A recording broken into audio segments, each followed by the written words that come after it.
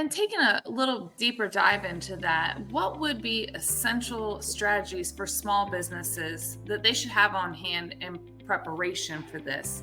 Such as, I'm thinking about tangibles, things, supplies, different things when we're looking at disasters or emergencies. Is there any feedback that you can give our audience on thoughts about tangible or intangible things that we could utilize to prepare?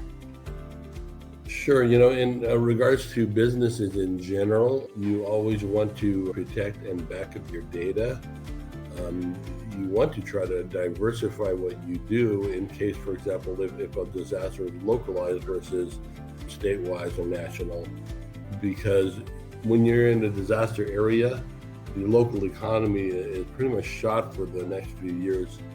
And while it's rebuilding, you're not going to rebuild your income based on that drop in the economy. So that's one thing, but also you really need to keep your taxes up to date, your filings up to date, your credit score, keep your credit score good, and then also have access to some kind of funds, because when it's a disaster hit, you're going to need money up front. In the case of the pandemic, the government did send everyone a check, but after that, the bigger checks didn't come for a while. In regard to tax returns and FICO score, when you have a hiccup like you're missing a tax return or your FICO score is too low, everyone is filing to get that money.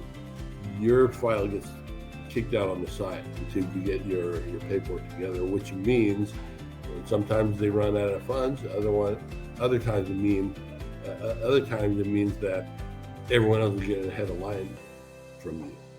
So as money is the lifeline in cases of disasters, you need to make sure the money is flowing, that you're applying for whatever you can, grant or loan-wise, just to stay afloat in many cases. So these are some important things that you should be doing all the time, but it's magnified when it comes to a disaster. Great, that makes sense. I'm sure our listeners are looking forward to putting all this advice to use when it comes to preparing. And as I'm thinking about this, we're referencing COVID. And so as devastating as COVID, what are some of the details that we've discussed so far that would be able to support something if it were to happen in a similar scale, so that we're looking at where we've just come from? And for many business owners, that would be the first time that something this devastating has happened in their history of them owning these small businesses. So can you help us understand, if something similar was to happen in this scale, what are some of the things that we should be looking at in preparedness? Another thing that I think all business should be doing is building their network, whether it's a manufacturer association, the local chamber of commerce.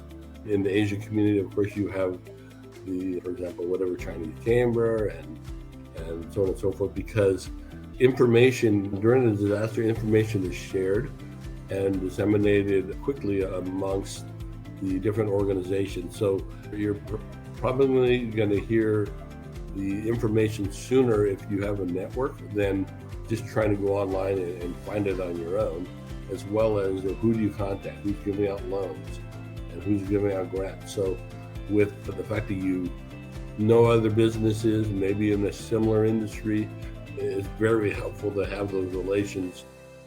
So you're getting the most current information as possible. And in a lot of cases, they can lead you to other resources who can help you in your particular situation. I couldn't agree with that more.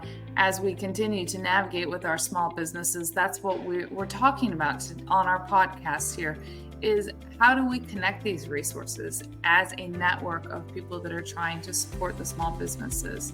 So that makes a lot of sense to me, Daniel. I want to look at kind of the outside support. You've touched on this a little bit, but any improvement on regulations or requirements that small businesses need to be aware of in regards to disaster preparedness or continuity planning? And again, I'm talking about those outside support elements for a small business. As far as availability from outside support? Yeah, and how it would support from different regulations or requirements for disaster preparedness. That's a tough one. It depends on where you are, what state you are, what city or county. As many of you know, California is one of the most regulated states, and it's hard to keep up on a regular basis